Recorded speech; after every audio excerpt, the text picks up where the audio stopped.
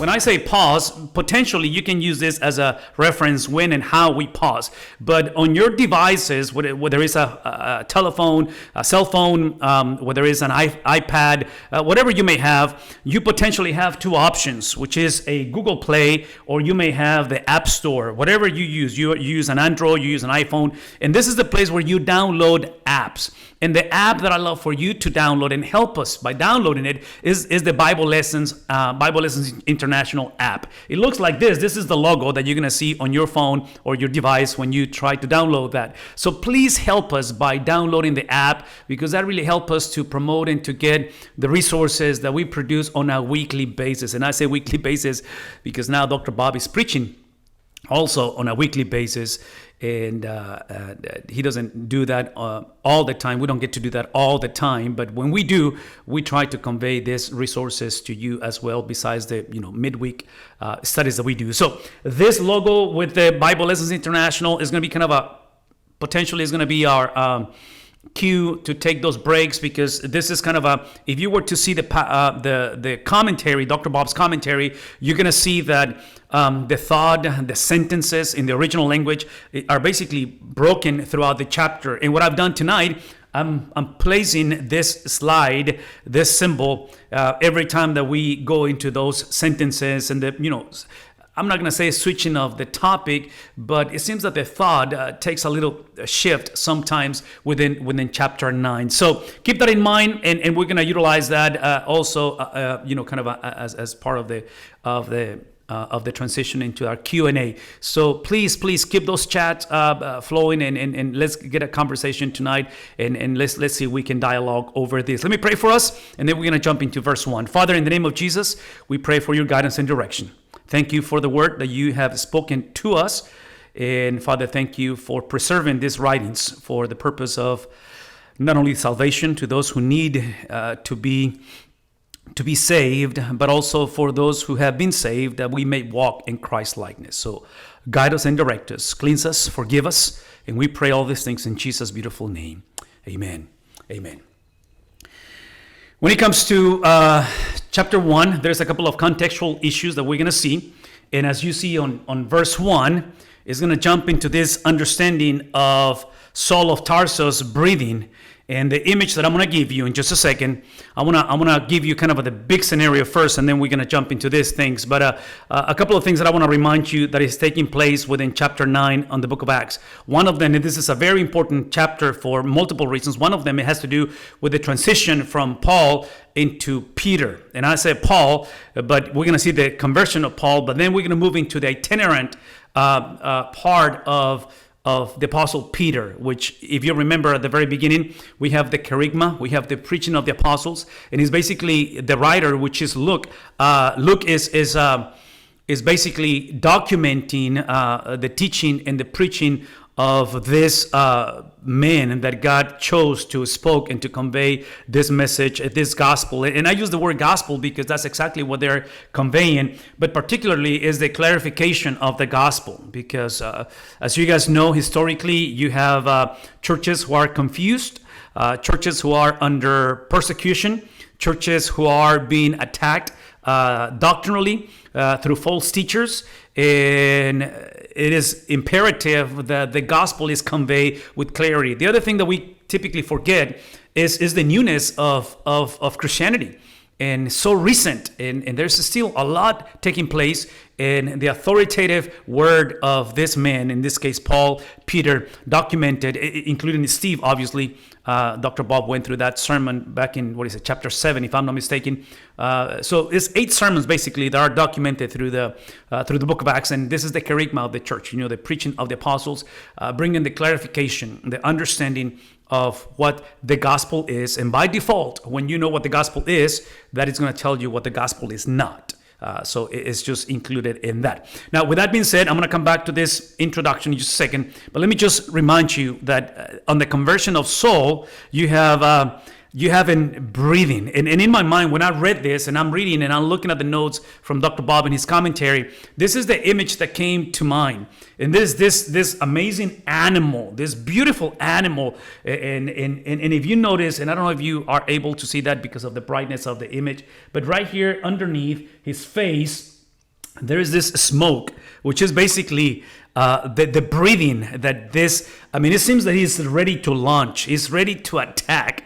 And obviously, something like this is going to create a lot of damage. The implication of what Luke is describing for us on the breathing of Saul of Tarsus is basically this breathing of threats, this breathing of murder that has to do against the disciples. And again, if you have a copy of the commentary, you're going to see a lot of these references in the commentary. Hopefully you can see and follow that, which by the way, if you are registered in the class, you get the copy of the PowerPoint straight into your inbox as well after tonight. When it comes to the word of disciples that he's describing and is given the identity of the labeling of the Christian community in this time in history, the word disciple is the word learner. And we're going to learn tonight, we're going to see that it's gradually moving into the word of saints. And we're going to explain that word in just a second. But keep that in mind because according to this chapter 9, and not just 9, but the book of Acts as a whole, you're going to see how it moves from disciples to the way. Those are the titles for the people of God, the saints, and eventually the brothers. And apparently Paul is having this desire, this intentionality to really go against them. If you were to look into the website for the commentary, you have a special topic specifically called the path, the way, and saints. And I'm using the word topics. Most of them, the one that I'm going to give you through the PowerPoint, are going to be plural. And if they're plural, meaning two topics, they're going to be separated like this. If it's only one, obviously it's just one single topic. So keep that in mind because this is what describes primarily, again, just the Dr. Bob, what he's doing, and going back to this word disciple, if you were to look at the word learner or the word saints, what he does through the special topics, he's going to take the conversation and expand it. So if you're doing personal Bible study, if you're doing a Sunday school class, or you're preaching, one of the things that I'm hoping that we can do tonight, and I don't know if this is going to be helpful, but I hope it is. I've been a student of the Bible for many, many years, and within my personal pilgrimage of studying the scriptures and preaching the Bible, for the last 34 years, I've been under the teaching of Dr. Bob. And I can tell you that one of the things that has really helped me when it comes to my personal reading of the Bible and just, once again, teaching the Bible, preaching the Bible, is creating systems, habits, which everybody has, because I guess no system is a system. But specifically, when it comes to interpreting the Bible, you want to have a methodology that is effective, that is biblical, that actually takes you into the actual, intention of the original author and things like that. But my point that I'm trying to make is this.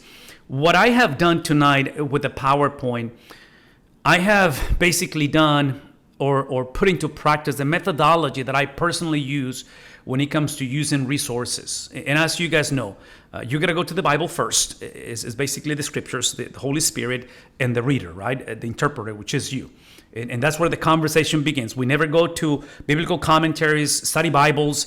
All of those tools and resources are extremely important. And tonight we're going to use them by making reference to Dr. Bob's commentary. But you go to that after you have actually spent time in prayer. You actually spend time reading the scriptures. But once you go through those disciplines and you are able to wrestle with the text on your own, then you go to these resources. Well, for me, again, doing this for many, many, many years now, what I'm trying to do tonight is to show you how I bring those resources together and then somehow bring the result, the end product of the experience. Now, as a pastor, where I get to preach on a weekly basis, obviously, I don't do what I'm doing tonight because tonight is obviously more extended. But this is what I'll tell you I'll do. As a pastor, I do exactly what you're going to see tonight, except every time that you see, once again, let me come back to this. Every time that you see the logo, this right here, for me, based on what I'm reading, based on what I'm understanding, especially with the original language, that's where I probably make it a sermon. So I will create multiple sermons potentially, or maybe it's just one sermon out of the chapter. It just depends. But all that I'm trying to get you and to tell you, share with you, is basically, again, just the methodology brought into fruition and see if that also help you or becomes helpful to you tonight. Again, he is having this breathing against and threats and murder against the disciples of the Lord, and he went to the high priest. When it comes to the language of the high priest, obviously within the system of Judaism, you have the Sanhedrin. And specifically, we're going to see some references, which we don't have the time to look at individually tonight, but you can go back and look at these passages where there's some of these biblical or internal references to the Sanhedrin, which in this case, once again, there's a special topic that you can follow, which, by the way, when it comes to special topics, if you guys contact us, email, text, whatever it may be, chat tonight, and you request any of these topics that you want to get them into on your inbox, we'll send it to you via PDF. We send you the PDF file, and if you find it helpful for you, for your Sunday school class, whoever is, teaching classes or preaching any of these topics. But again, there's one special topic for the Sanhedrin. Love for you guys to look at it. And then he says, on verse 2, speaking of the Sanhedrin or going to the high priest, he says, and he asked for letters from him to the synagogue. When it comes to this, again, Judeo-religious systems, this is the worldview. This is the understanding. This is how people process life. In this case, Saul of Tarsus. You got to remind yourself that the Roman government, which is in charge, they had given limited authority to this religious system, to the Sanhedrin in this case. And the purpose was to conduct and to control the events within the synagogues or the things related to the Jewish life within the Roman Empire. I don't know if you can agree with me on this, and you may not agree with anything I say tonight, but when I look at the Greco-Roman world, when I look at the system and how they operated, just by looking at what's on the screen, how they they permitted for this religious systems, and obviously Rome is such a diverse, cosmopolitan type of, pluralistic religious system. I find, and again, this is my bias, I guess. I find this Greco-Roman world very similar to our culture today. Because in Rome, 2,000 years ago, they were okay with your religious practices as long as you pay your dues to Rome. And whenever it was time to deify, the Caesars or whatever the case may be, you worship them. And as long as you are open to multiplicity of worship experiences, Rome was okay with you. Now, the moment that you declare exclusivity on your religious system and your belief system, that's when Rome is going to have a trouble with you. And I'm bringing this up to you because, once again, Saul is following the system that is within the context of his, religious practices, and Rome is allowing for that to happen. Now, again, I don't know if you agree with me, but I think that's exactly where we are today. I think we're a very pluralistic generation that for us to look at tomorrow, which is Good Friday, and then obviously Resurrection Sunday coming up on Sunday, I'm concerned that a lot of people, including evangelicals, potentially, we look at this massive and special celebration of the resurrection of Jesus as simply one more holiday. Where in reality, as much as we celebrate this weekend, and we should celebrate this weekend, we got to remember that the resurrection of Jesus has to be celebrated on a daily basis, on a weekly basis, correct? I mean, it's something that we just do. That's the cornerstone of our faith, and we'll be reminded this weekend. Judaism was a recognized legal religion of the Greco-Roman. That's what I just explained. And part of it is because, again, this pluralistic view. So once again, I'm just trying to make the case that I'm convinced that today we're exactly where we are in a pluralistic mindset. Apparently, these were the letters of extradition for the Jewish Christian, what Paul is requesting, who had fled Jerusalem in the face of Jewish persecution. So Paul is going after those who've been exiled and, again, trying to bring him back into, or I guess to stop this new way of life and following the teachings of Jesus. So again, he's going to ask for those letters and to go into the synagogues in Damascus, so that if speaking of Saul, if he found any belonging to the way, once again, this is what we call an early designation for believers, and you're going to see multiple internal evidences within the book of Acts. It was within the Old Testament background, for instance, that this understanding of the way is speaking of lifestyle faith.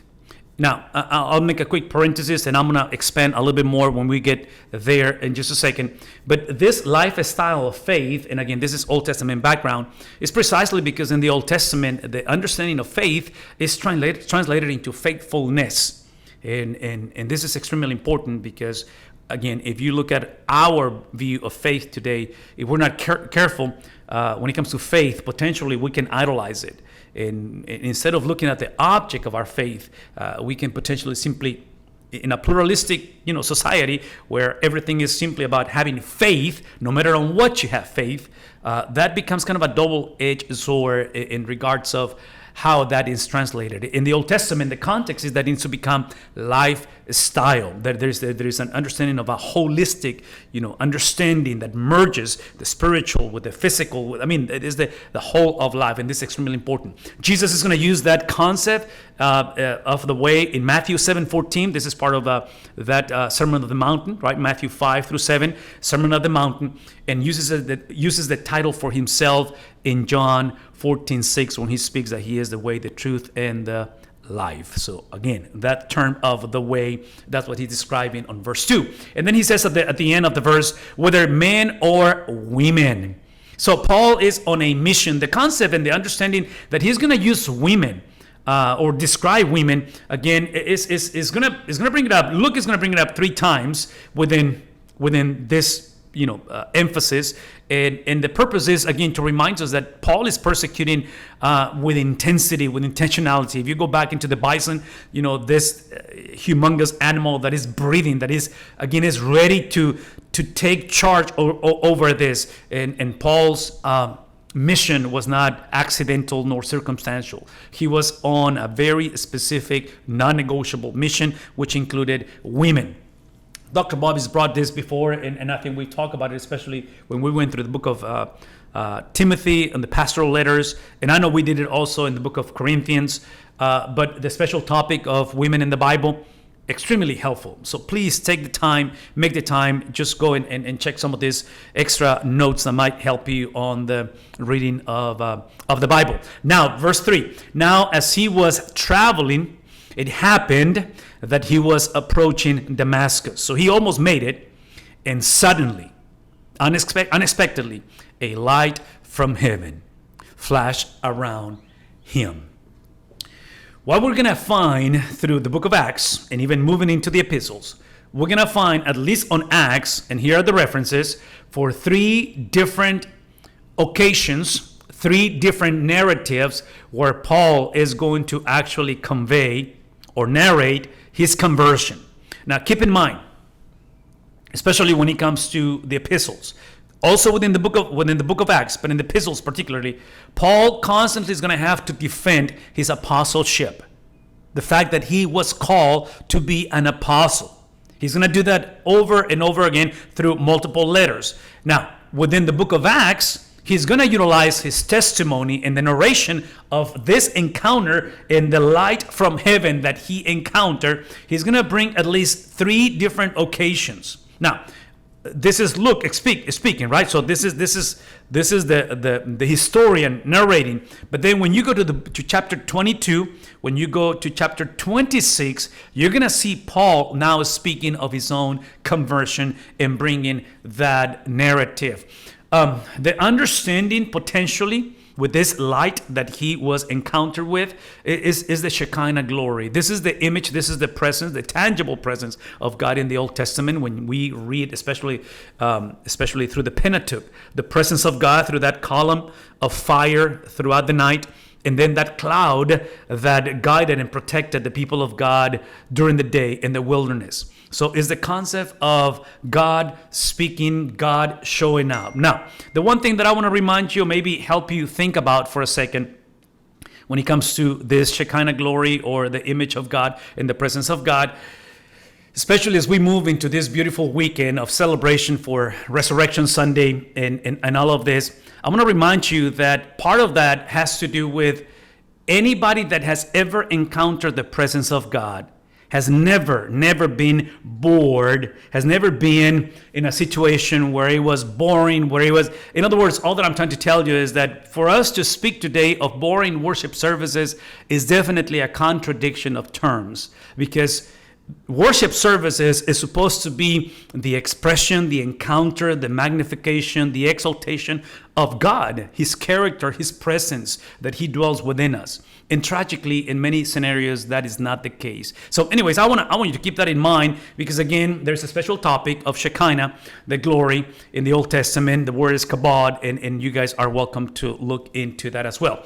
Verse 4, here's where I'm telling you, it was not a boring experience. To encounter God in the Bible, I will even argue that instead of boring, in the Bible, every encounter that you have with the presence of God is always in a frightening experience.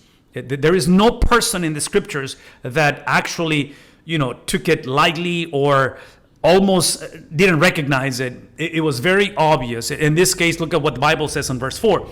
It is Saul of Tarsus who fell to the ground, and he heard a voice.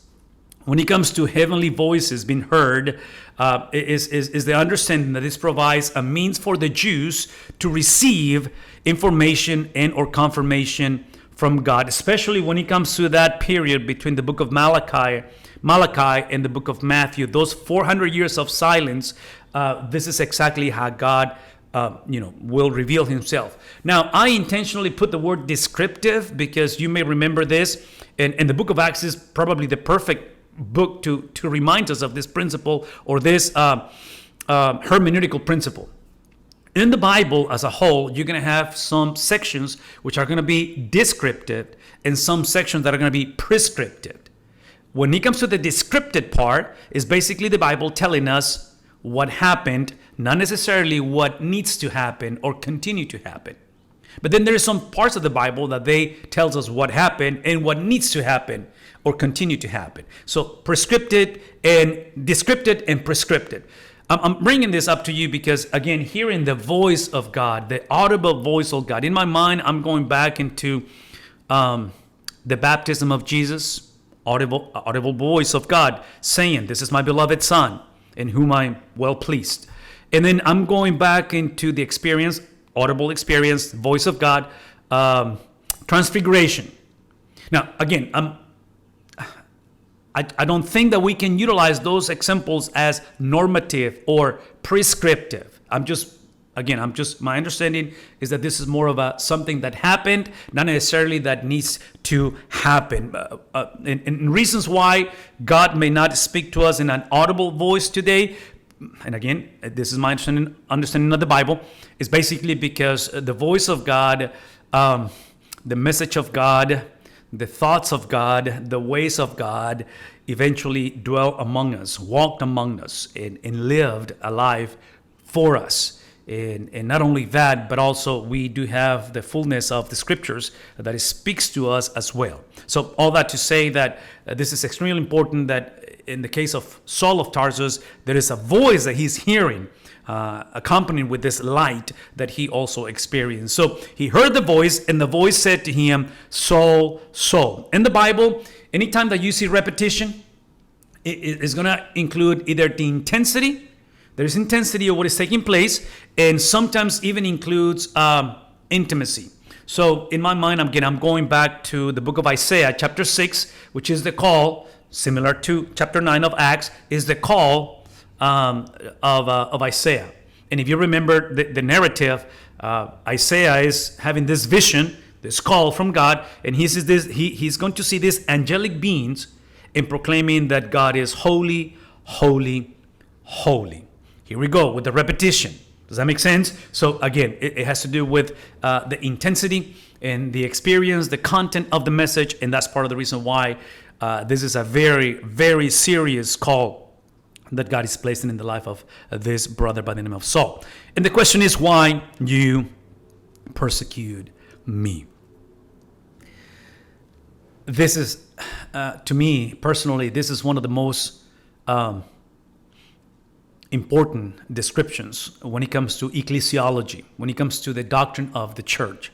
And part of it is because when this voice, which is the voice of Jesus, is basically saying, "Why you persecute me," is describing the continuity, is describing the intimacy between the people of God and the Son of God.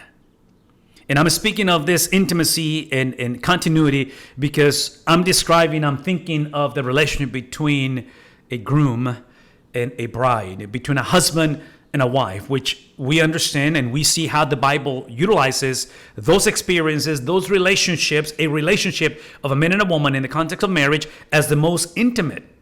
The reminder of Genesis 2:26, if I'm not mistaken, where it says that he will leave father and mother and he will cling to the wife and they will become one flesh. So again, I'm using the analogy and I'm referring to this issue of why you persecute me, because the way Jesus is going to describe the church is describing the church as in the concept of oneness. Think about marriage. See, marriage, the purpose of marriage is oneness, that we must become one. And obviously it's a process that takes the rest of our lives to become one. But in this case, Jesus is seeing that oneness with his people. And this is why, again, he is describing the church as, that unity with him. And Jesus apparently, based on Acts 26, is speaking in Aramaic, which is the common language for them. I love the fact that God always accommodates to us in the sense of, the understanding, the way that we can understand what he's saying. The implication of this is that Christianity, again, definition of Christianity, it's a person, but within the oneness of Jesus and the church is now the person, which in this case Paul is going to be Paul is going to be confronted with the light and the voice and the resurrected Christ. We're about to see that, but that automatically is going to take us into people. And let me just say that one more time, because in my mind, I'm thinking, if you're taking notes, I'm thinking of the doctrine of ecclesiology, the doctrine of the church, what the church is, who the church are, or the people that we make the church, and then the purpose of the church. And I'm gonna remind you, once again, Paul encountered with Christ at a personal level. But the moment that he's brought into this encounter with Christ at a personal level, Jesus is speaking of the ones that he is persecuting, which is the way, those who are of the way, and he describes the plurality, the community.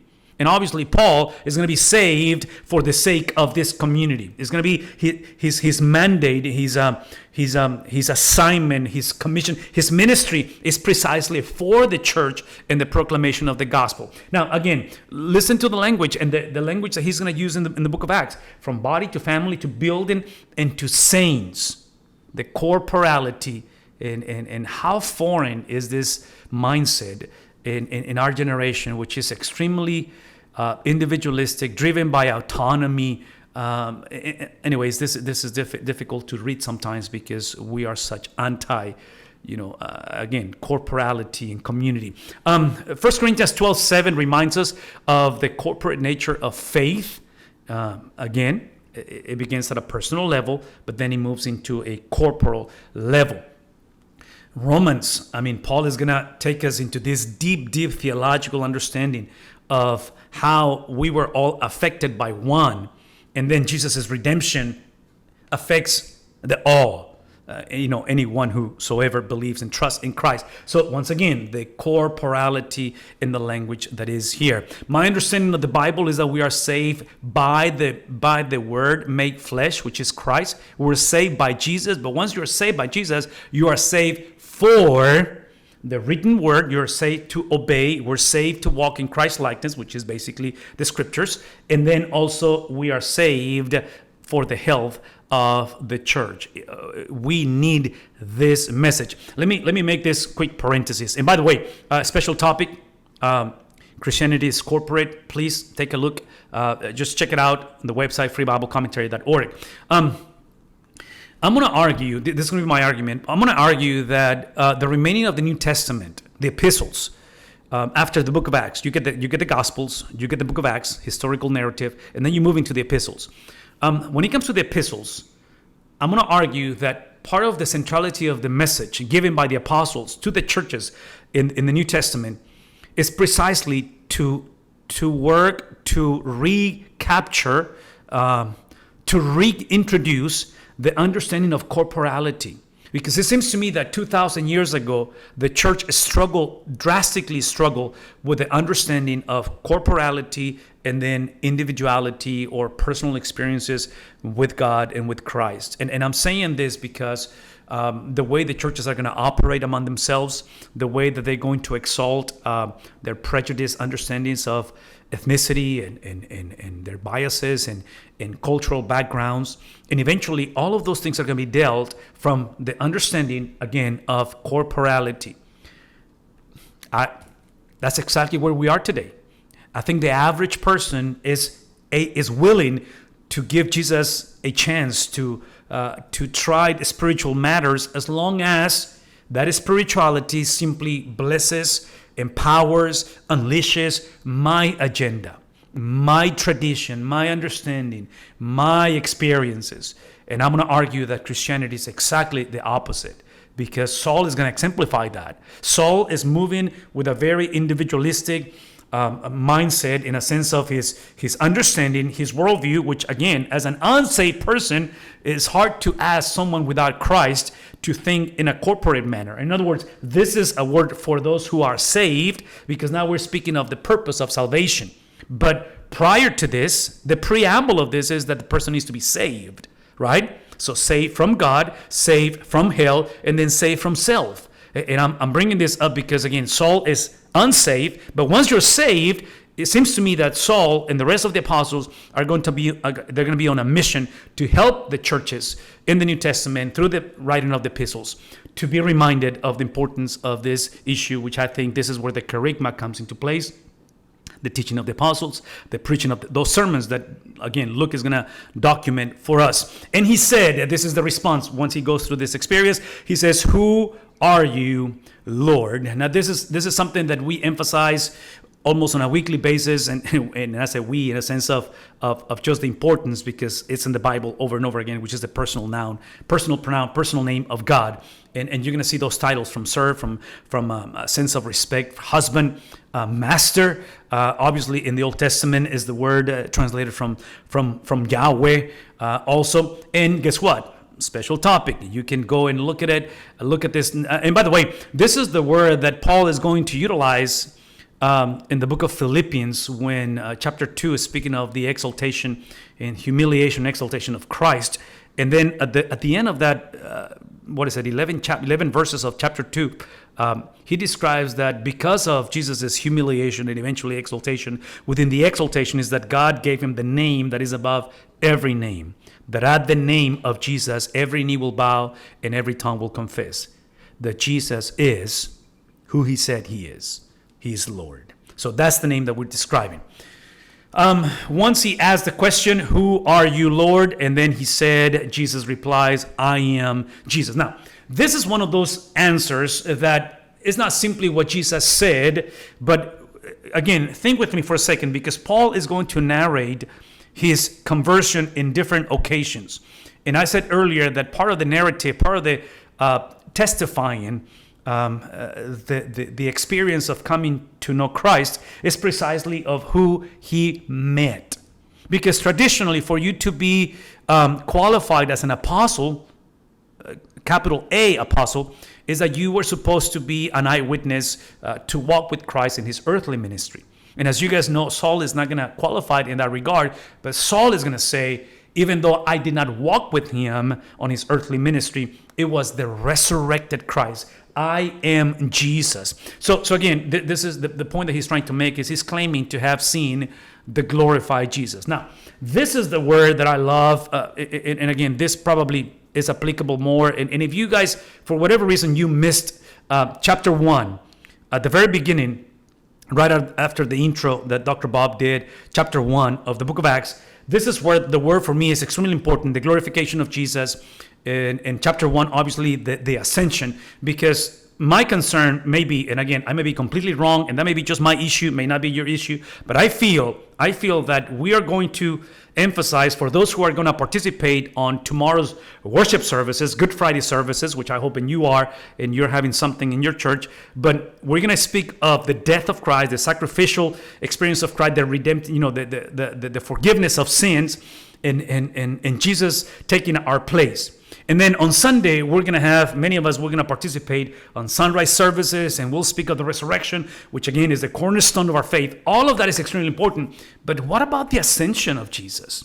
The ascension of Jesus is the equal importance, because look at what Paul is doing. He is documented, he's presenting, he is declaring that the one that he saw is precisely the one who has been glorified. He's been restored into that, what's the word I want to use here?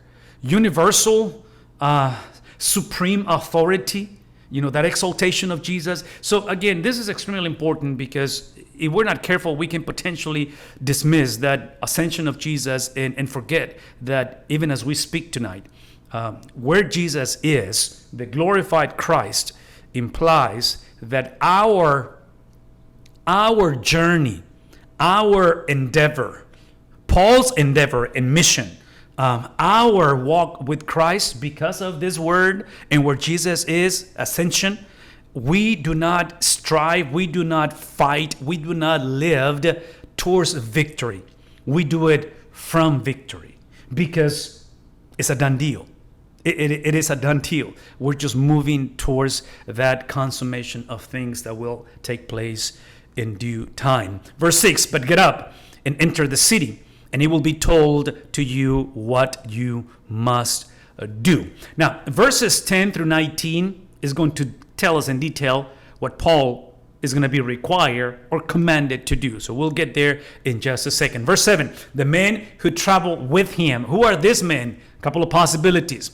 It can be potentially temple police who accompanied Paul, Saul, other Jewish zealots, probably from the Hellenistic synagogues, which this terminology of Hellenistic synagogue, those are the guys that are going to, what's the word?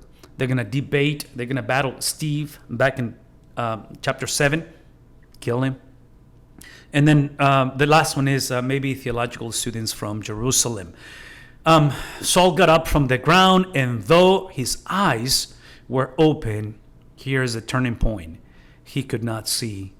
He could see nothing. This is where we get into this little section where apparently Paul is going to develop or had an eye problem from this point on. And we're going to see some references from the book of Galatians. And there's the possibility that maybe this is the thorn in the flesh. We don't have specific, confirmation of some of these assumptions, but that can potentially be the physical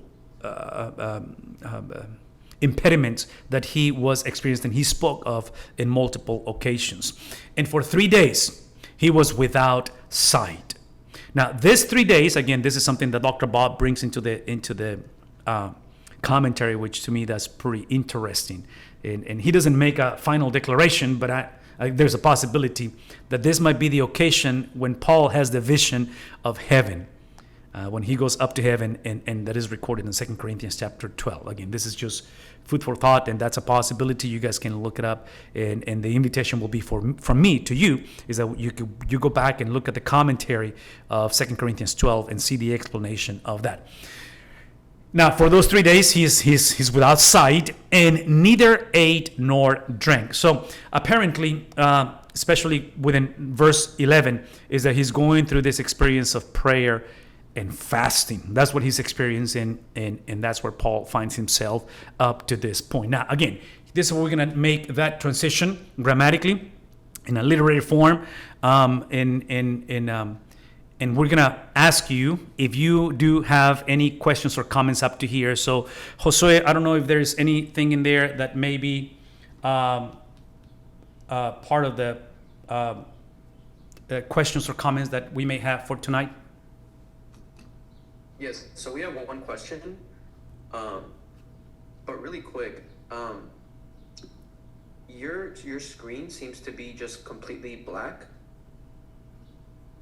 I'm fixing. Any way that you can check that? I'm fixing to change that. There. Now we can see you. There we go. Yeah, you're good now.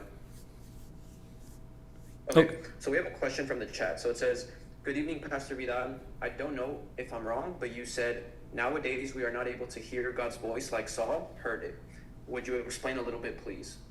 Oh, definitely. So again, the audible voice. Again, I was making the comparison of. That's a great question. The audible voice that Paul is going to experience, on the road to Damascus, the light, the voice, and just making the comparison, putting that kind of a parallelism to Jesus' experience in his baptism, and then in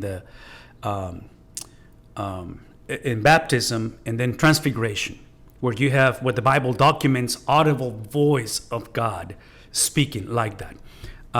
Again, I don't see in the Bible that this is a normative experience for every Christian all the time. Do I believe that God speaks today? Most definitely. He does speak today. But at the same time, whatever God is saying to us today, we are responsible to filter whatever God is saying through the lenses of the Bible. And I'll put it to you this way. I think every person, every Christian is responsible for whatever they hear from God, to act according in obedience. But the moment that we want to make others responsible for that message, whatever that may be, it must be according to the Bible. And I'm bringing the Bible because obviously for us this is authority, right? This is our standard. This is the measurement of how we operate and how we exercise. So yes, I believe God speaks today, speaking in audible voices. Again, it's like going back into the topic of spiritual gifts and the gift of tongues and things like that. I personally believe that they do exist. Those gifts exist. I don't believe that they are necessary or that they have to be experienced. Every gift. We're fixing to go into the impositions of hands when Ananias is going to be called to go and pray over Saul of Tarsus for his healing and his commissioning. And one of the things that we're going to discuss in just a second is that imposition, that laying on hands is not a symbolism or a practice of either apostolic succession or the impartation of gifts. I think those gifts come straight from the Holy Spirit, and it is the Holy Spirit also who stewards those gifts. Because if you think about gifts, I mean, they're basically the distinctiveness, the uniqueness of Christ developed and given to us in a sense of a stewards of that, right? We're managing those in a sense that we're responsible. What do we do with those gifts that we've been given to us? But all that to say, again, going back into the issue of God speaking to us, I do believe God speaks to us. The uniqueness of audible voice in the way that is described in Acts chapter 9, which, by the way, this is something that I meant to say earlier, and I forgot, and this is kind of a way to reconnect to this. Something that Dr. Bob has been emphasizing, and I think he mentioned it at the very beginning. I don't know if he's mentioned it after that, but I do remember this. Is the understanding that when it comes to, and what I'm about to say is connected to prescripted and descripted, what the Bible says, as a sense of this is what happened, not necessarily what needs to continue to happen, and vice versa.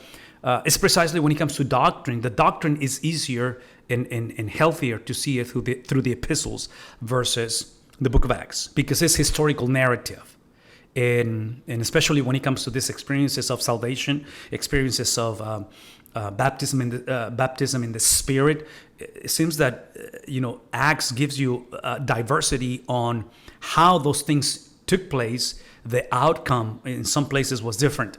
And that's why we got to be careful not to utilize the book of Acts and some of these historical narratives as normative, because then we get into this preconceived idea that we go through our personal preferences or traditions or denominational biases, and we say, well, this is the way to do it. No, this is the way to do it. This is the way, and we pick and choose whatever, again, affirms or confirms whatever preconceived idea. So I hope, and I'm responding to the question, but again, do I believe that God speaks today?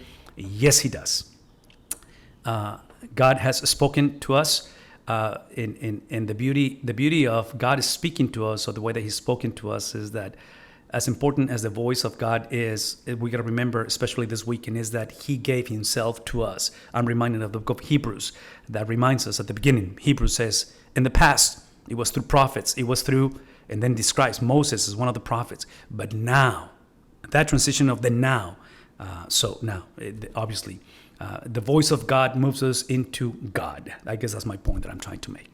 Okay, let me move fast into this, okay, because we got more things to cover here. But thank you guys, and please keep those questions coming and comments coming.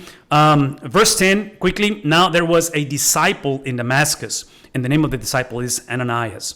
The meaning of the name is Yahweh is gracious. And apparently this brother is a local believing Jew. This is important, and I'm going to tell you the why in just a second. He's a local believing Jew of good reputation, not a refugee. Now remember, Paul at the beginning, we saw the narrative. He's got the letters. He's on the mission to get those who have been dispersed, exiled. And apparently Ananias is not one of them. The importance of the implication, look at the remaining of verse 10. And the Lord said to him, here we go. God is speaking, right? Speaking to him in a vision. Ananias, and this is what he responded. Here I am, Lord. This type of responses for us is a Jewish idiom of making themselves available. Obviously, that reminds you of a very well-known experience of kind of the same response. Here I am, send me, from Isaiah's commissioning encounter and experience with God. And the Lord said to him, this is what the Lord said to Ananias once he made himself available. Get up and go to the street called Straight and inquire at the house of Judas for a man from Tarsus named Saul. This is where it gets really interesting. For he is praying. Look at verse 12. And this man who's praying, he has seen in a vision. And he's going to describe the vision of a man by the name of Ananias. He's describing, again, basically what I want you to see is that this is the importance of this brother by the name of Ananias, that he is, when it comes to his coming, his action, and the message that he's going to give, the fact that he's coming, that he's going to do what God is asking him to do, the way that he's going to actually obey versus disobey. Because in my mind, I'm looking at this comparison between Ananias and Jonah, which Jonah is going to do exactly the opposite. He's going to move in the opposite direction. Look at Ananias just going, obeying. The message that he's going to give is basically confirming the words, the audible voice of Christ that gave to Paul on the road to Damascus. This is extremely important because of that confirmation, the way that God, and again, I don't want to read too much in between the lines, but this is to me a little taste of what we said earlier of the importance of corporality, the concept of community, the understanding that when God speaks, in my mind, whether it's God is speaking, whether it's God, whatever, in my mind, whatever interaction that we may have with God, including salvation, is always for the sake of others. The doctrine of election, to be chosen by God, is precisely so others can be a part of the experience of that choosing or of that salvation in this case. So I think this also exemplifies that because of Ananias' willingness to be a part of this endeavor, which in my mind, this is inconceivable. I'm thinking for Ananias to obey and to go to this brother who is known for, listen to this, verse 12. And a man named Ananias come in and lay his hands on him. There's a special topic for the laying on hands. And this is what it says. As he placed his hands on Saul, on Paul, he says, Lord, I have heard from many. This is the answer. I have heard from many people about this man. How much harm he did to your saints in Jerusalem. I think Ananias' response is very normal. Is probably the way that most people would respond. Because I'm going to come back again. The personal encounters with God in the Bible are not normative in a sense of this type of encounters. We don't see angels all the time speaking to people. These are unique experiences, where God reveals something like this to specific people for a specific task. But the point that I'm trying to make is look at the way that he describes the character of this man that he's been asked to go and confirm his calling and his redemption.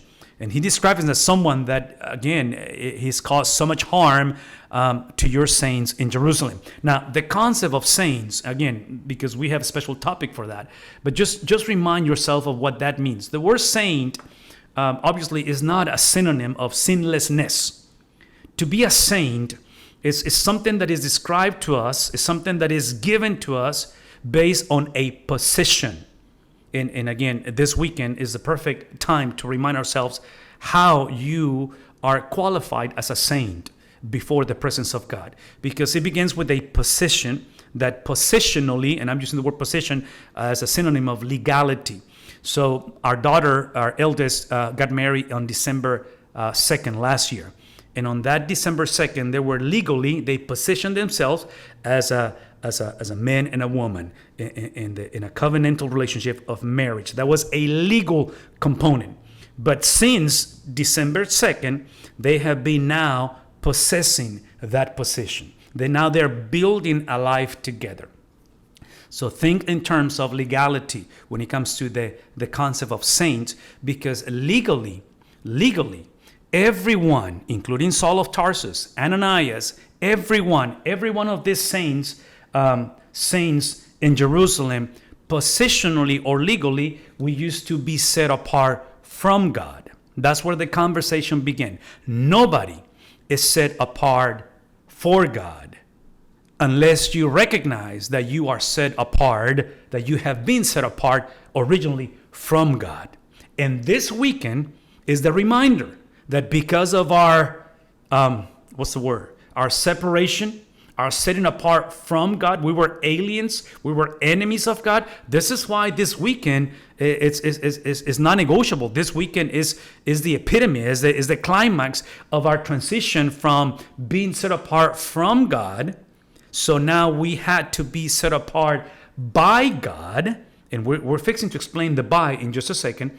But the by, as you guys know, is simply this weekend is the death of Jesus, but equally is what happened prior to this weekend. Everything that happened prior to the weekend is the life of Jesus, which is how God came and created and transformed the separation from now to be set apart for Him. So the concept of saints, again, has to do with this understanding.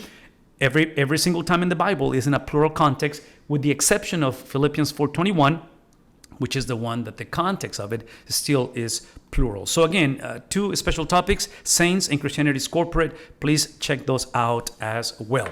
And here, he has authority from the chief priest. Again, when it comes to the chief priest, we go back to the language of these religious systems where in the Old Testament, the high priest or the chief priest was for life and was passed on through a special family of the Levites. And this is my invitation. Go and check out Sadducees as a special topic, and you see the development of this at a deeper level.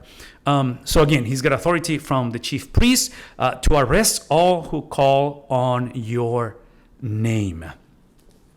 Again, he's using a language that is extremely important, because the calling on the name of God, the calling upon God, a couple of things if you're taking notes. Number one is someone who is bringing, who is directing, who is addressing Jesus. So is that connotation of calling upon His name. Someone who has accepted Jesus as Savior. Chapter 9 is going to describe that within the context of the conversion of Saul of Tarsus. An Old Testament quote from Amos 9:12, where it refers to someone upon whom Yahweh's name is called. And then finally, a way for someone to publicly affirm his faith in Christ. So all of those things has to do with the calling upon the name. This is a phrase that Paul is going to use in the book of Romans, and then Peter, obviously, the calling upon the name of God in his first sermon, which was in Acts chapter 2, making reference from the prophet Joel in his sermon at Pentecost. Again, special topics, the name of the Lord, and then call on His name. Very helpful if you guys want to look into that a little deeper. Verse 15, briefly. But the Lord said to him, In other words, he's bringing the explanation. He's bringing all this information that apparently he thought that God needed.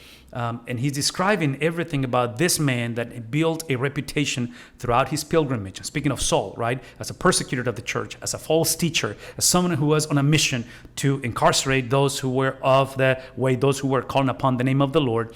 And then God basically describes and says, now let me make a quick parenthesis here. Because again, a lot of what I'm saying tonight, especially the negative examples, because I'm about to give you another negative example. I'm obviously speaking of my struggles at a personal level, because I believe we all struggle. But I'm the person that I know myself better than anyone else that I can potentially know. So hear me say this: this dialogue this vision between God calling Ananias responds. Call him and give him the assignment. The response of Ananias is based on Saul's reputation, lifestyle, legacy, the way that this brother has been acted all this time. And he's known among the people of God. God has been calling, or God has been dialoguing with Ananias, not from Saul's behavior, but from Saul's transformation. And I think this is an important, very important, again, subject, a little parenthesis to deal with, because if we're not careful as Christians, potentially we all struggle, I struggle, where my salvation, which again, I said it earlier, is based on a position, a legal position that Jesus positioned himself as the one who took the responsibility and the blame of my shame and my brokenness and my rebellion. And on that Friday, he shed his blood. He gave his life positionally.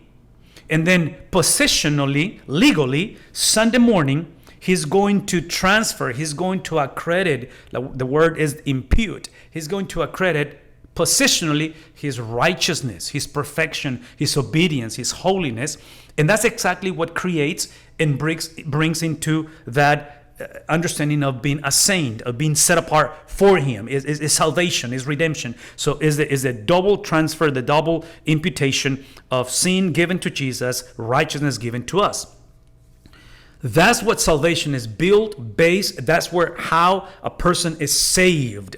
Now, that is simply one side of two sides of the same coin, because salvation is that position that now moves us into possession, which again is the analogy of marriage, ceremony, and then building a life together. Now, here's my point. If we're not careful, we fall into the same scenario what I think Ananias is describing, because Ananias is describing the essence of Paul based on the way he lives. And I believe there's truth to that, in a sense of, as Christians, that the way we lived is based on who we are in Christ, in that position. But if we're not careful, we have a tendency, and again, this is going to sound extremely prejudiced, but the way that preaching is done today, which is driven by the imperatives. A lot of preaching is driven by what the church needs to do, what the young people need to do, what we're called to obey. And I believe we are called to obey and do, but the doing is based on what has been done. I'm going to say that again. The doing of the Christian, what we're called to do, is based on what has been done. We are saved not by what we do. We are saved by what has been done, and not for us, but done through and in the person of Christ, by Christ. And if we're not careful, potentially that starts shifting around, and we start describing and building and believing our salvation exclusively on our behavior. And again, a lot is based on pulpits today, because a lot of pulpits are driven by what needs to be done, by the imperatives instead of the indicatives, instead of what happened versus what needs to happen. Now, all that to say, again, I'm just reminded because Jesus, speaking to Ananias, he basically says, you just need to go. And the imperative, and again, this is, I guess to me, this is the perfect example, because the going to me in my mind, I'm thinking of the Great Commission. And the Great Commission, which includes, and potentially begins in verse 16, I didn't include 16, but Matthew 28, we typically focus on verses 19 and 20, which is the actual going into all the nations and baptizing. And you have a lot of these verbs, what we're called to do between teaching and baptizing and in teaching them to do everything that I commanded you to do. All of that is needed and must happen. But the question is, when it comes to the obedience, when it comes to evangelism, when it comes to the redemption of the world, it must be based on verse 18. Because verse 18 is basically when Jesus conveys, reminds, and commissions on the authority based on himself. Is the authority based on the fact that all dominion, all authority, heaven and on earth is given unto me. Now you go. Now you operate. And I'm concerned that a lot of times, in a lot of teaching, a lot of preaching today, we are more driven by verses 19 and 20, and we disregard verse 18. And I think that's exactly what's happening with Ananias in that regard. And then this is what he says, for he is a chosen instrument. And again, he's not saying that Paul wanted to be chosen. He's not saying that because Paul changed and now he's a different person and he behaves differently. None of that. It's simply a declaration based on a position that he has been chosen. The concept of chosen, okay, once again, is chosen for others. It's chosen to choose. It's chosen so others can be part of that experience of salvation. The God who saves is the same God who also determines the purpose of such salvation. And again, we still, in our time, just like 2,000 years ago, we still feel that sense of entitlement and autonomy that we say yes to Jesus as long as we can continue to exercise our autonomy and our, self-centeredness, that I'm willing to receive that salvation as long as I get to choose the purpose of salvation. Well, it's not going to work. Hasn't worked, will never work on the purpose of salvation. But the Lord, again, said to him, he's been chosen. And this is the purpose. He's been chosen to be an instrument of mine to bear my name before the Gentiles. The bearing of the name implies, again, the startling statement for a Jew to be told. I mean, this is a huge, huge deal. God's eternal redemptive plan. And obviously there is a special topic called Yahweh's eternal redemptive plan. But the point that we're trying to make is when it comes to the bearing of my name before the Gentiles, this is not a unique calling, assignment, commissioning for Saul. This is something that God from the very beginning chose to do. How do I know this? Look at these biblical references that we don't have time to read, but specifically go to the special topic. And man, if you want to speak of God's eternal redemptive plan, if you want to speak of corporality, and speak not simply of the God who redeems, the way that he redeemed Saul of Tarsus, but also the God who, through that redemption, through that choosing, he's got an eternal redemptive plan. And apparently, this is what we're getting into the conversation. When you look at the epistles, you look at the remaining of the New Testament. In my personal understanding, the remaining of the New Testament is basically the apostles reminding the people of God who have been chosen by God, saved by God, redeemed, positioned through God and in Jesus Christ. The epistles is the reminder of the purpose and the reason why they were chosen. And is to join, to fulfill, to be a part of God's eternal redemptive plan. So he's going to take it to Gentiles, and then he's going to take it to kings and to the sons of Israel.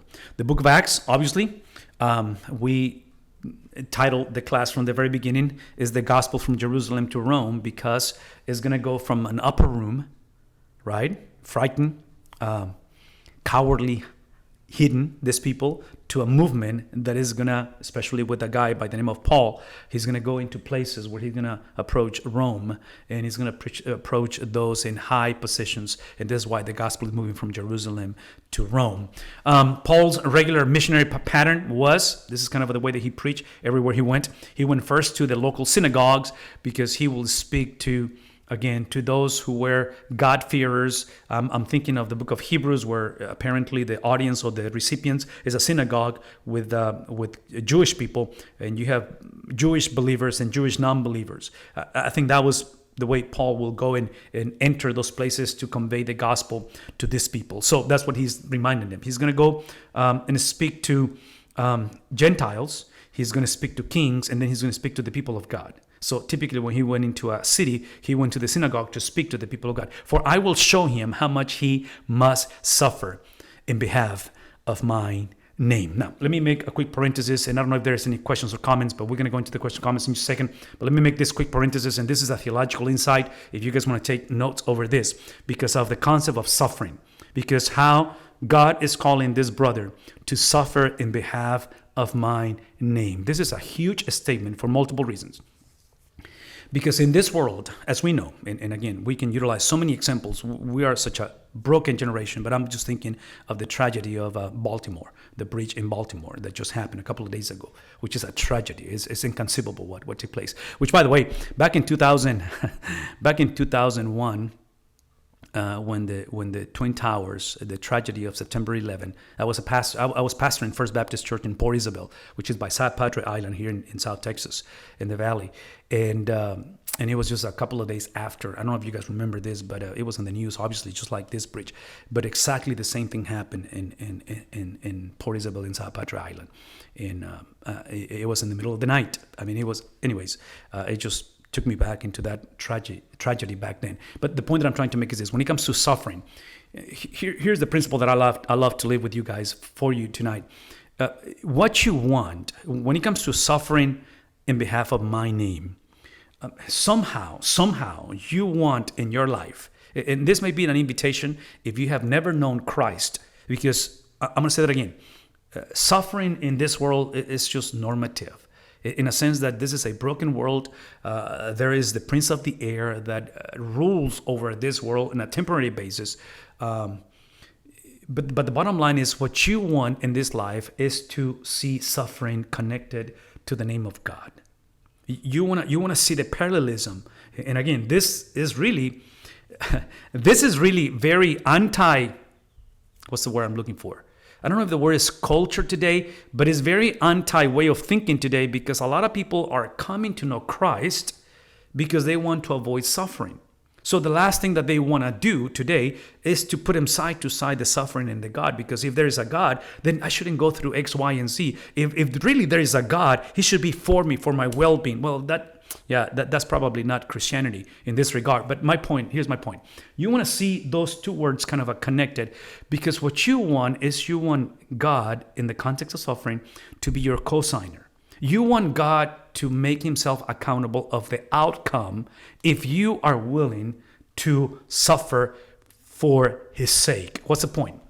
It seems to me that suffering is unavoidable.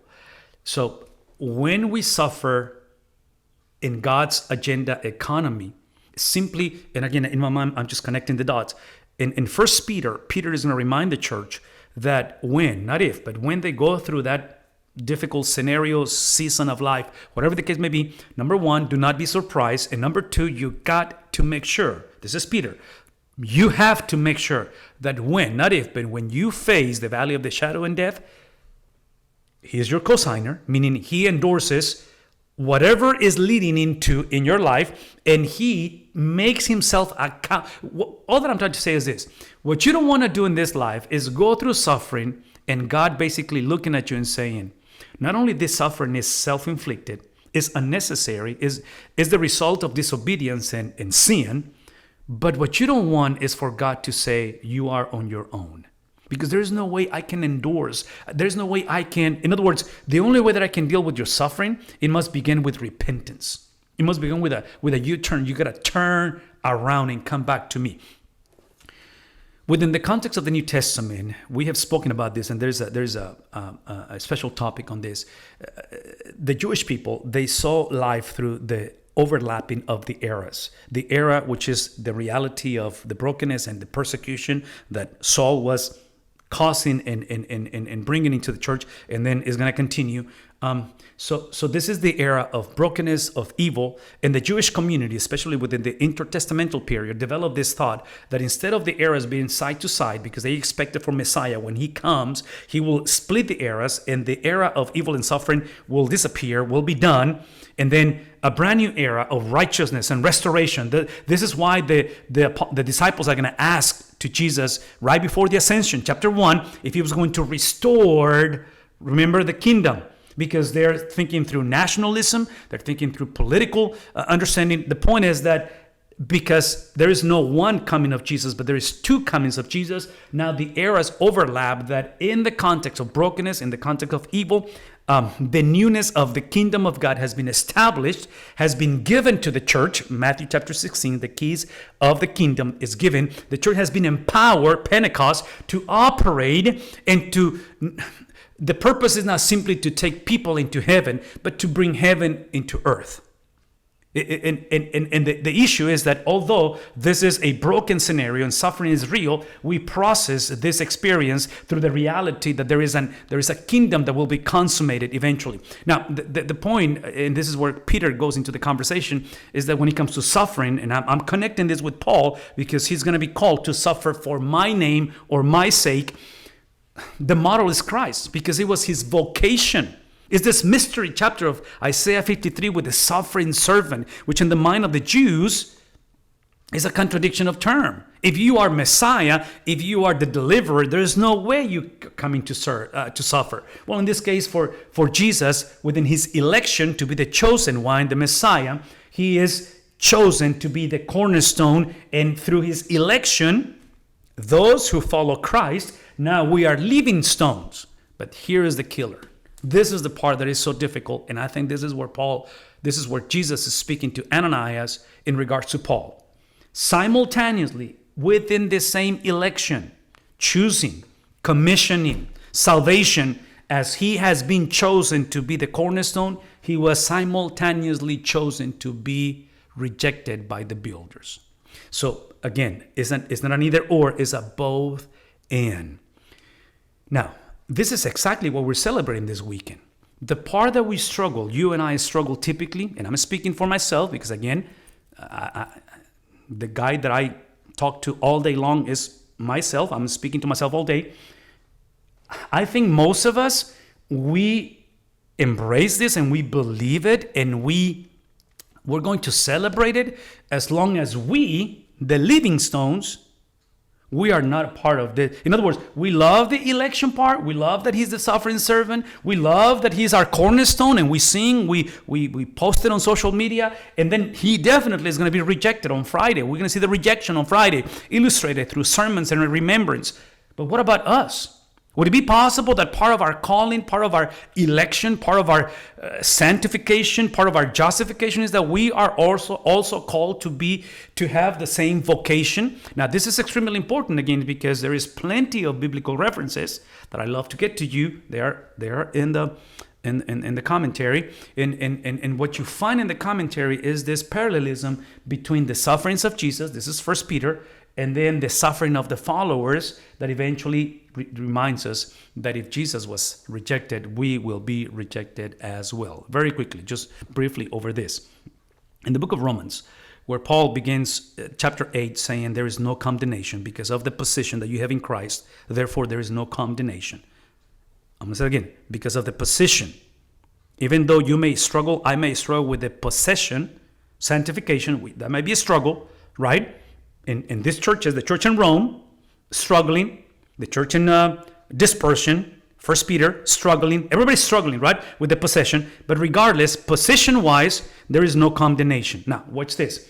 Because of that, Paul reminds us in the book of Romans, chapter 8, that for those who know, right, so we know, this is the concept of understanding, this is the concept of being under the teaching of the apostles, because you've been taught, you've been exposed to the fact that those who love God, now you can read the remaining of the verse in the context of suffering, in the context of persecution. Now the question is, how do you love God? Again, a lot of people think of loving God. I will believe, I will love God, I will trust God if life makes sense. If life lines up with my preconceived ideas. It's pretty obvious that life is not making sense for these churches. They're heading towards severe persecution. And the point that I'm trying to make is why and how you love God is on verse 29. Because on verse 29, he describes that those are the ones who God, foreknew. These are the ones that he predestined. These are the ones that he, again, chose anew, predestined to be conformed. So this is not about, the predestination is not about the VIP understanding that yes, no. This is about if or since you are saved, and tonight you can be saved. This is the day of salvation. You have the opportunity to receive Christ. As you receive Christ, I'm going to say that again, you receive Christ with the end in mind. You don't get to choose the reason why you receive Christ. You came to know Christ, especially what I'm saying is going to be tested in the context of suffering. Because suffering, typically what it does, and let me say this, suffering and sometimes even success. It can be the two extremes. Even going through the deepest of difficulties or being at the pinnacle of whatever that may be. Success, whatever that may be. So the point is that you are invited to be a part of the family of God as long as you understand that you were to be conformed to the image of Jesus, his son, so that Jesus, not you, Jesus will become the firstborn among many brothers and sisters. Now, this is what we love God because he loved us first. That's what I'm trying to tell you, right? God loved us not to avoid suffering, but God loved us even though we were lovers of suffering. Even we were the ones causing the suffering, like Saul of Tarsus. So now that I understand what loving God is, now I can read that it is all things to work together for good for those who love God, because God loved them first. So those who are called, called according to, what are the purposes? We just read it, to be conformed into the image of God. The point that I'm trying to make when it comes to this issue, and I think this is what Paul is going to illustrate through the book of Romans, Peter through his writings, but specifically in that call from Ananias, and the reminder that I'm gonna show you how much he needs to suffer for my name, for my sake, is because I'm gonna use your brokenness. God is speaking to Saul. I'm gonna use your limitations, the thorn in your flesh, your rejections and your persecution. I'm gonna use everything that you're gonna go through to remind this world that I want you to process your tragedies and your difficulties and your losses through what is to come.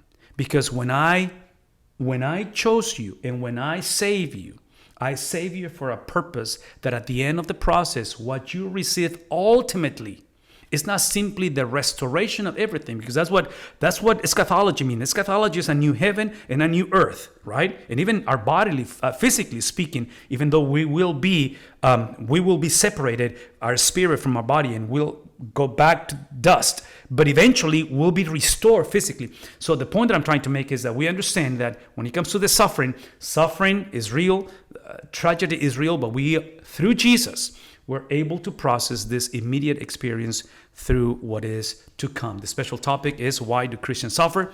Please check that out and look at it and see you might find it helpful when it comes to that. Ananias departed and entered the house, and after laying his hands on him. Again, this experience of laying hands on Paul, there is no scriptural basis for the concept of apostolic authority in bestowing spiritual gifts. I mean, this is something that just God is uniquely doing in the context, in this case, for his call. So again, look at the commonality of Ananias simply being an unknown believer, lay believer. He was God's spokesman and an agent in the context of Paul being filled with the Spirit of God, and then the physical healing of Paul, recovering his sight, and then eventually, apparently, he is the one who's going to baptize him. Again, special topic. You can see it in there. Verse 17, Ananias departed and entered the house. And again, he lays his hands on him, and then he calls him brother. This concept of this understanding to call him brother is a great example of obedience and love. Because again, Ananias is not loving the future version of Paul. He's loving the immediate Paul. And I don't know if this is helpful to anybody, but when it comes to brothers and sisters in the church, family members, marriage relationships, grandkids, a lot of times, especially in evangelism, we're willing to go, we're willing to give, we're willing to invest as long as we can see results. And obviously, we want to see those results. And obviously, we want to see the kingdom of God at work. But what if the love that God has called us to exercise is the love of the real church instead of the ideal church? And obviously, love, please listen to me. Love, and I'm hesitant to use this word, but I'm going to use it. But I'm going to do my disclaimer. As much as I believe in unconditional love for a spouse, for a child, in the love that God has for us, let's make sure that unconditional love is not a synonym of unconditional relationships. Because a lot of people think that since I love my child, I love my spouse unconditionally, that means that they can do whatever they want and there's no wrong. Well, no, that's completely detrimental. I will say that's hate instead of love, because if you don't put parameters in a relationship, it's not going to go well. In Christianity, it's exactly the same thing. We have parameters on how we relate to God. And that's exactly what's taking place in the life of these brothers. So Saul, brother Saul, the Lord Jesus, who appeared to you. Again, he's confirming, right? Everything that Jesus spoke to Saul now has been confirmed. On the road to by which you were coming has sent me so that you may regain your sight and be filled with the Holy Spirit. I'm going to ask you again, look at this special topic on the filling of the Holy Spirit. And he says, and immediately something like fish scales fell from his eyes. Again, there's a couple of explanations when it comes to this on the technical medical term use. Luke uses this to describe what happened to Paul's eyes in the moment of healing. Now, once it fell from his eyes, then he regained his sight and he got up and was baptized. Now, the baptism of Paul, again, when it comes to baptism, the concept of corporality, community, baptism is not something that we have to do. It's something that we get to do. Our children, which are in multiple cities across Texas and school and responsibilities, when they call us, we typically do video calls with our technology today, which we are very glad that we're not only able to hear them, but we get to see them. When they call us, we don't have to answer those phone calls. We get to. It's a privilege that we get to see them.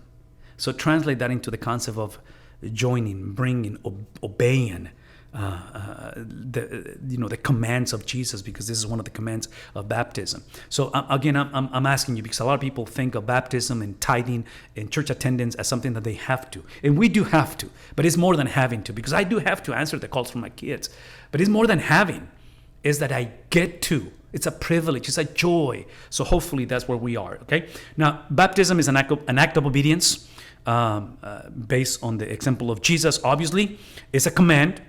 He commanded that within the Great Commission, and then when it comes to the marks of the true church, is the preaching of the gospel, and this is coming from the reformers, church fathers, the preaching of the gospel and the administration of the ordinances, and then church discipline. So again, this is what makes a church according to some of these traditions. And then he took food and he was strengthened. Now for several days he was with the disciples who were in Damascus. All right, questions, comments before we finish. We're about to finish, guys. Any comments or questions do we have tonight?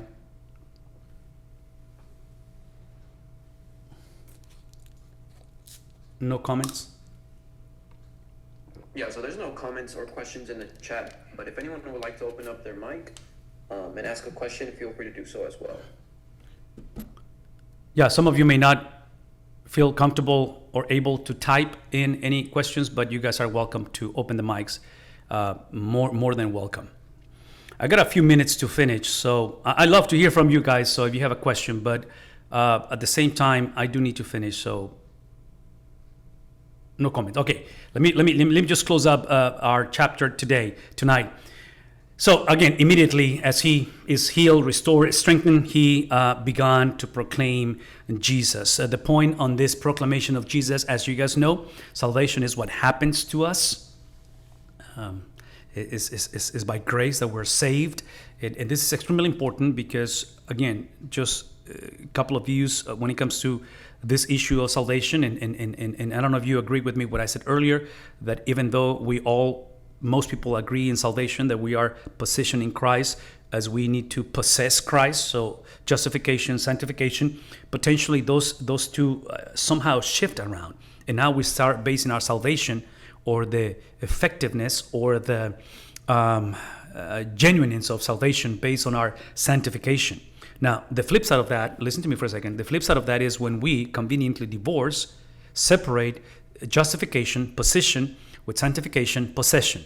Meaning, when we see possession or sanctification optional, or we see something as eventually I'll get committed, or I'll get baptized. And again, we are saved to be sanctified. Sanctification is the result of justification. Now, I'm bringing this up to us because this is where I believe, again, a lot of the preaching today, a lot of the understanding and what is tragically more acceptable in our culture today is when the distinction between if salvation is something that God operates alone or is it God plus the person. And when I say the person, this is again the confusion that I have to stop doing X, Y, and Z. I need to start doing this thing and that thing. Again, salvation is not based on our deeds. Salvation is based on the deeds of Christ. It is by grace through faith, Ephesians chapter 2. Now, when it comes to that grace that we're saved, because we're saved by God alone, is what Paul is preaching, and this is what happened to him. Again, is the grace that is voluntarily, on a voluntary basis, is given by God to the people of God. But the question we need to ask is, when it comes to the grace of God, is that something that operates on us, or that's something that cooperates with us? How are we saved? Because I'm going to say it again. In a generation that we're driven by a lot of imperatives, this is what we do for Christ. This is why a lot of people are going through this concept of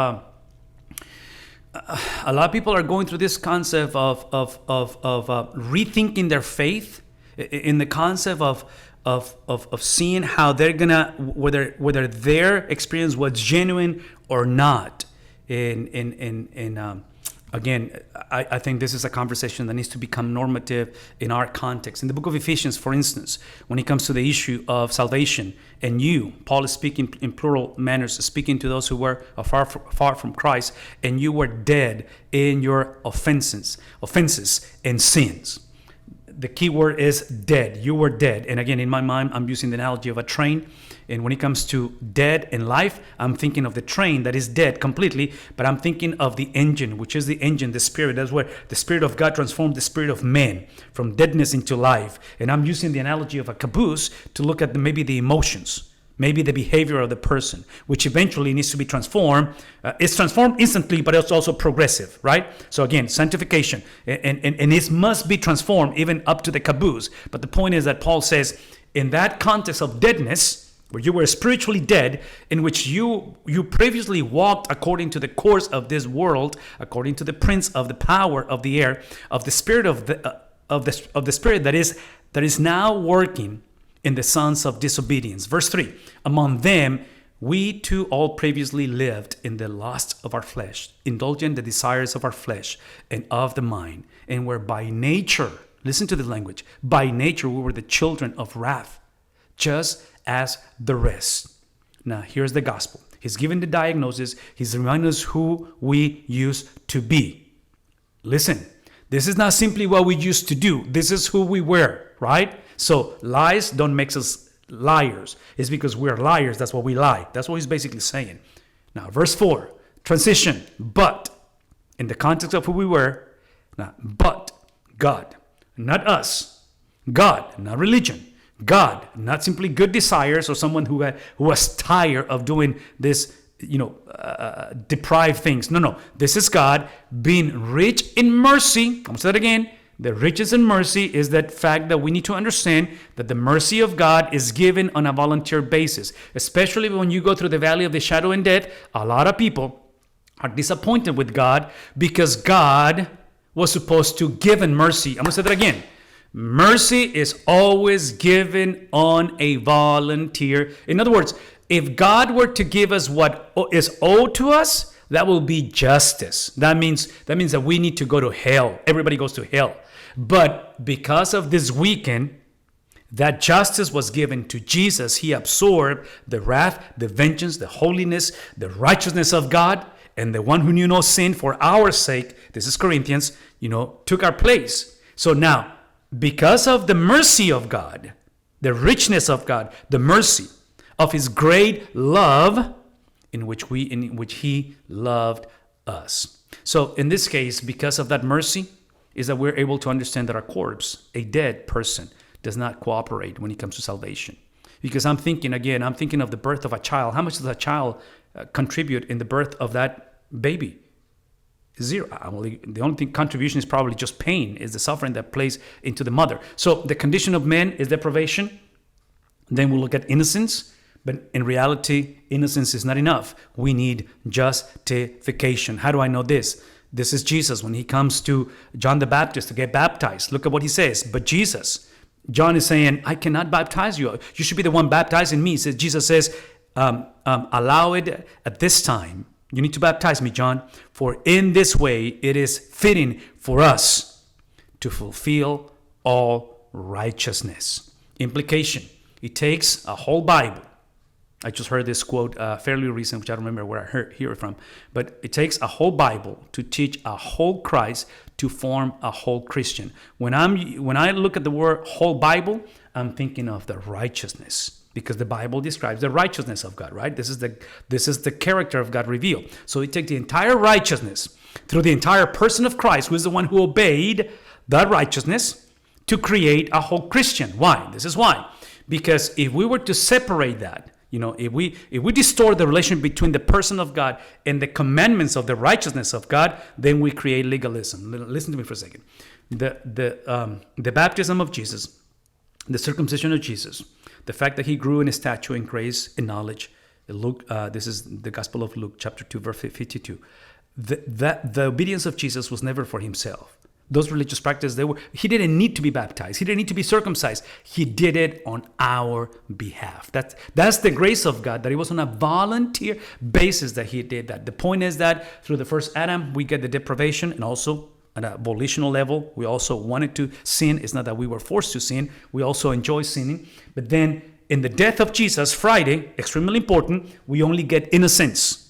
That's all that you get on Friday. But on Sunday, now you get righteousness, which Sunday is a reflection of the life of Jesus, not just the death of Jesus, because the guarantee that Jesus is coming out of the graveside is because what he did for 33 years. And what did he do for 33 years? He placed himself under the righteousness of Jesus. So the passive obedience of Christ is the fact that he took our place and he became the curse that we were supposed to receive from God. The active obedience of Jesus is that he fulfills the law, for the purpose to transfer that into our account. Does that make sense? So again, when Paul is proclaiming Jesus, is proclaiming the goodness of this gospel, is the reminder that he goes into the synagogue and to proclaim and say, and he is the Son of God. And this is what we call the charisma of the church. Here are the sermons, the preaching of the apostles, which is extremely important. And again, this is so radical because of how his monotheism has been shifted now, right? And again, this concept of monotheism reflected through those three components in there. Verse 9, all those hearing him continue to be amazed and were saying, and here's the question, is this not the one who in Jerusalem destroyed those who called on his name and had come here for the purpose of bringing them bound before the chief priest? And the answer to that question is a resounding yes. But Saul kept increasing in strength. Again, that strength apparently is his ability to preach and his ability to debate, that he's going to do the remaining of his ministry. And then Saul kept increasing and then confounding. The Jews could not explain what you see on the screen on this confounding, because how they couldn't explain his conversion, the preaching, the anointing of the preaching that he had, and the proclamation and the connection with the Old Testament. I want to listen to this. The moment that people stop wondering about our lives is the moment that our Christianity normalized. And when I say normalization of Christianity, I'm going back to what I said earlier. I think normalization of Christianity potentially is not that we go back into the old ways of life, although we can, and sometimes we have done that we go back into old ways of life. We shouldn't do that. But listen to me for a second. Potentially our normalization, potentially our domestication, potentially our negotiation of the gospel in Christianity is when our salvation is not based on justification and the exclusive work of Christ, but we base our salvation on our testimony and our credibility and our journey and our passion and our desire and our commitment, and for some of us as pastors in our ministry. There's no way we can continue to do that. There's no way we can continue to preach this gospel that is based on the obedience of people. The gospel is based on the obedience of one single person. And that person is not you. That person is not me. That person is exclusively the person of Jesus Christ. And when I say obedience, I'm going to say it again. It takes the entire Bible to present an entire Christ to live and to create an entire Christian. So the moment that we start adding to the gospel, adding my testimony, my experience, my disappointments, my betrayal, whatever the case may be, we are running into problem. And I think that's where our Christianity becomes domesticated. Now, hear me say this. When that happens, tragically, this is where the domino effect comes. When that happens, the ones who are in the receiving end are going to be those who are following, those who are coming after us. Why? Because the de-churching, we have church people, unchurched people, and de-church people. Based on some of the latest analytics and stats, is that within 1993 to the present, in the last, 40 years, in the last 40 years, we have seen in the last 30 years, we have seen approximately 40 million people leave the church. That's called de-churching. I'm going to argue that when we domesticate our faith and we start, again, basing our experience of salvation on our obedience and our faithfulness and our knowledge and our spirituality instead of the person of Christ, when that happens, I think people start rejecting not the gospel, but the mockery and the caricature of the gospel that we create. So the invitation is that we come back and reconnect with the teaching and the preaching of the apostles. What is it that Paul is preaching?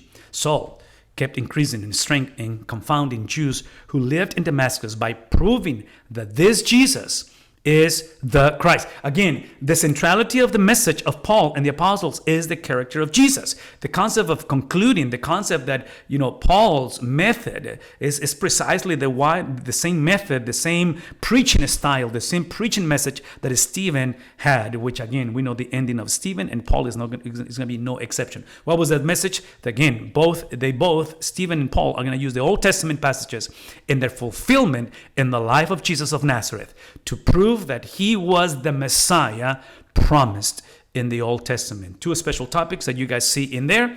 When many days had elapsed, the Jews plotted together to do away with him. Again, multiple references to that you see in there. And together to do away with him.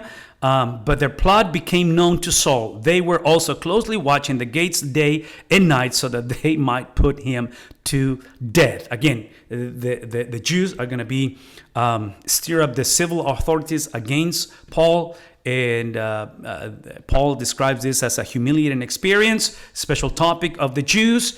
And his disciples took him at night, Paul's disciples, and let him down through an opening in the wall. Apparently, this is one of those openings that is connected from the wall of the house to the outer part of the city, the surrounding part of the city. Verse 26, when he came to Jerusalem, again, he's going to come back to Jerusalem. He's going to find skeptic Jewish within the context of Jerusalem. And here are multiple occasions where Paul comes to Jerusalem, 1 through 6. I'm going kind of quick through this because it's on the commentary. You guys can see that. And he's going to find this brother by the name of Barnabas. And Barnabas is going to be the son of encouragement. A couple of distinctiveness about him. Eventually, he becomes the first companion of Paul as a missionary. Special topic. Barnabas is in there and took hold of him and brought him to the apostles. Barnabas is going to bring him before the apostles. The only other account is in Galatians chapter 1. When he brings it to the apostle, he brings it to them, and he described how he had seen the Lord on the road. In other words, what he's doing, he's giving the testimony. He's conveying the same testimony about the life of Paul, or the testimony of Paul, and he's going to open the door for acceptance. And he was with them, moving about freely in Jerusalem. In other words, Paul is simply going in the every activities of every day.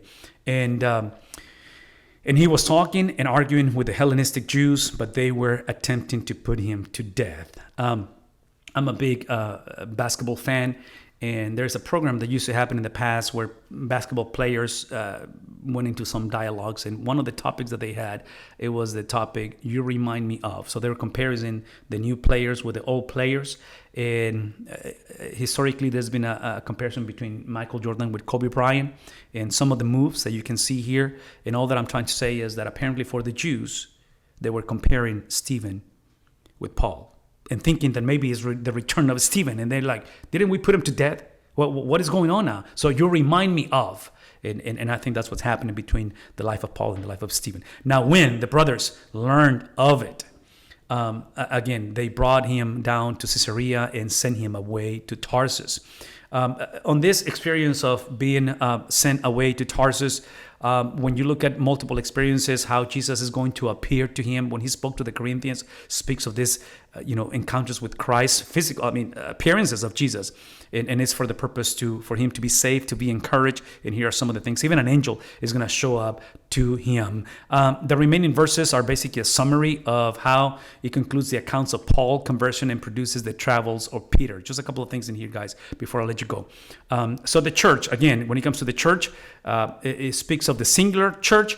Also, it speaks of the church, the term church for a local church, and also speaks to all the churches in the area, and then the universal church. Obviously, there is a special topic, Ecclesia, church, that you can find on the website. Throughout Judea, Galilee, and Samaria, they enjoyed peace as it was being built up, and it continue in the fear of the Lord, speaking of the church, and in the comfort of the Holy Spirit, it kept increasing. This is a very surprising verse for me. And the reason is because now we're moving. Look at this. We're moving, from all the persecution, all the drama, all the turmoil, all the craziness, all the brokenness, incarceration. And now we're moving into a season of peace, into a season of growing and increasing and finding the comfort of the Holy Spirit. And again, this is the change that is surprising in all this. Now, listen to me, and I'm going to close with this. I believe, I'm more than convinced, that one of the reasons that this is happening, especially verse 31, this is happening, it's not because the church understood and people, got into a revival, and then someone like Paul came alongside and, took the gospel into Gentiles. I think those things are extremely important, and we are grateful for those things that happened historically. Thank you, Jesus, for Ananias, that he's able, Ananias, to go and obey and do what he did for Paul to confirm his calling, his salvation. All of that is extremely important. But my conviction is that the reason why the church experienced what the church experienced, the reason why there is this 31 in chapter 9 of the things that are happening to the church, is basically because Jesus said so. That's why. Everything else is the result of the authority, the character, the person, the overarching purpose of God through the person of Jesus Christ. So as we go through this weekend, as we go into the celebration of Good Friday tomorrow, as we go into the transcendent experience and remembrance of the resurrection of Christ, let us be reminded also of the ascension of Jesus, which is equal importance. But remind ourselves that the whole experience of humiliation and exaltation of Jesus is to proclaim the Jesus who in Matthew 16 verse 18 told the disciples and told the church that the gates of Hades will not prevail against the church, because Jesus said so. The implication, once again, is that the church for the last 2,000 years has not moved, operated, has not gone, this is 28, Matthew 28, has not gone towards victory, seeking victory. We move from the victory that is not ours, is the victory of Christ that has been accredited, has been transferred, has been imputed to the church for the purpose of redemption.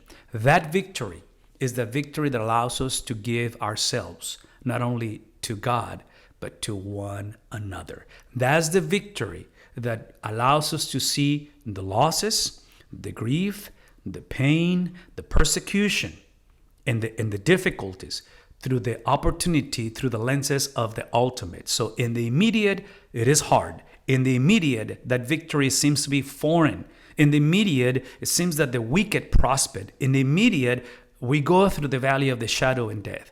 But the victory of Jesus empowers the church to trust in the reliability of Christ, to trust that the resurrected Christ that we're about to celebrate and proclaim all over the place on Sunday is sitting at the right hand of the Father, mediating, interceding for the persecuted church, for the church who is struggling in moments in a season who is not easy to move, to operate, to respond to the gospel, to proclaim the charisma of the church is not easy. To experience church revitalization is not easy. To live a life that pleases God is not easy. But in that context, it is Jesus who is interceding, who is mediating, who is continuing to sustain those who have been called to be conformed into the image of the firstborn. I'm going to stop here, and I'm going to just leave the remaining of our minutes to see if there is any comments or questions before we pray and we are dismissed. Do we have any?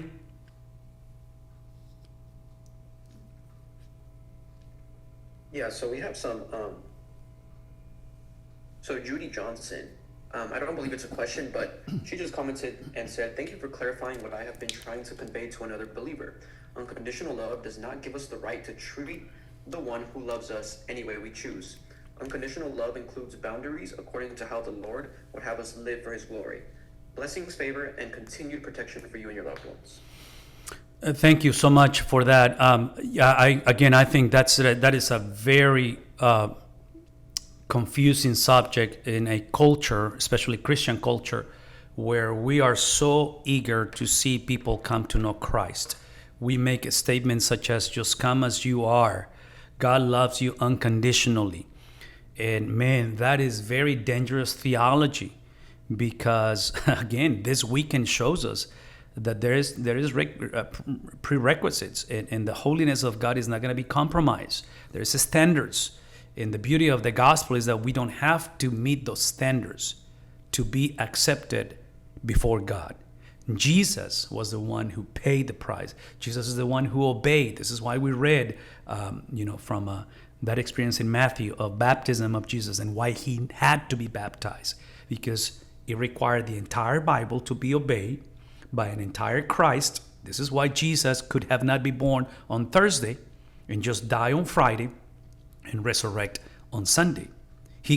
Jesus could not simply die for us. He had to live for us to meet the conditions of the righteousness of God.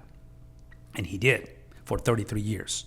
So again, the concept of unconditional love is so misunderstood that I'm hesitant to use it, to be honest with you. I'm hesitant to use it because every time that I use it, I got to give the disclaimer. Unconditional love is translated into a conditional relationship. Otherwise, it becomes anarchy. Otherwise, it becomes abuse, or potentially it becomes codependence. And you don't want that. It's destructive. It's toxic if you don't have conditions on the relationship. Now, I'm going to say it again. The conditions that God established from the very beginning, Jesus met those conditions. Jesus paid the price when we violated those conditions. So today we become the recipients of the fulfillment of those conditions, and we walk in the victory of Christ. And that's part of the grace of God. Okay, any other comments?